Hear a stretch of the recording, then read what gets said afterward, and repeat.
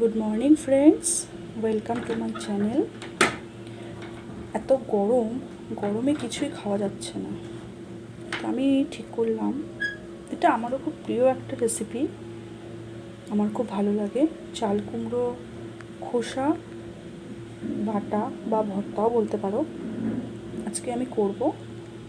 চলো তোমাদের সাথে শেয়ারও করব।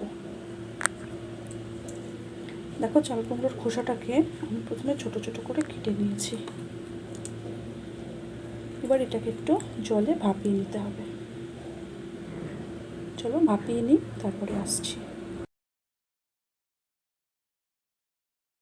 দেখো, খোসাগুলোকে ভাপানো হয়ে গেছে।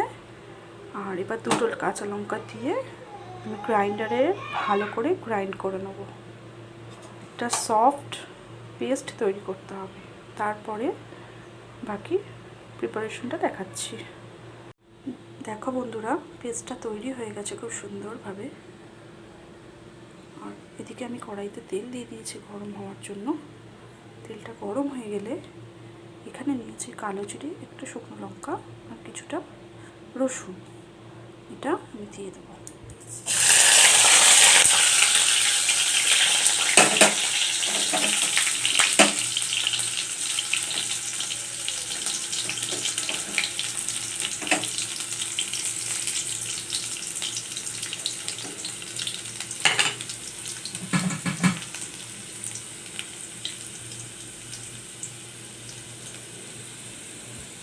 এটা কিছু ভাজা ভাজা হলে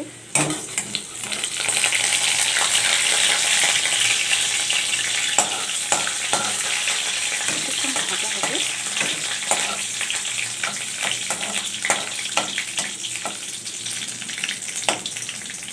আর দেখো, ওই তেলটার মধ্যে পেস্টটা দিয়েছি, তার সাথে একটু হলুদ আর নুন দিয়েছি।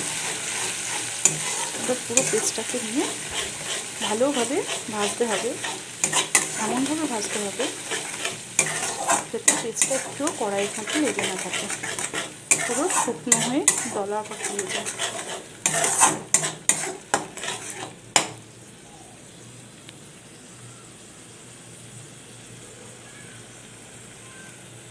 তো দেখো, এটা অনেকটা ড্রাই হয়ে গেছে। ভাজতে ভাজতে আমি এবার এর মধ্যে কিছুটা চিনি অ্যাড করে দেবো। কিছুটা চিনি আমি অ্যাড করে দিচ্ছি। ঝালটা তোমরা কম বেশি নিজেদের পরিমাণ অনুযায়ী নিও।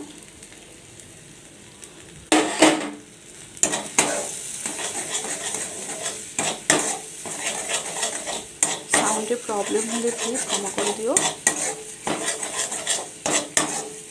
এটা কিছুক্ষণ ধরে আবার এরকমভাবে ভাজবো, চিনিটা যাতে মিশে যায়।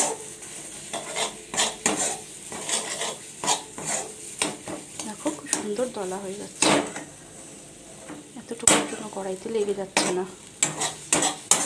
এত গরমে একটু হালকা খাওয়াই ভালো, তো আমি এইটা করলাম। আর লাঞ্চের জন্য আর কি রেডি করবো সেটা তোমাদের সাথে আমি শেয়ার করছি।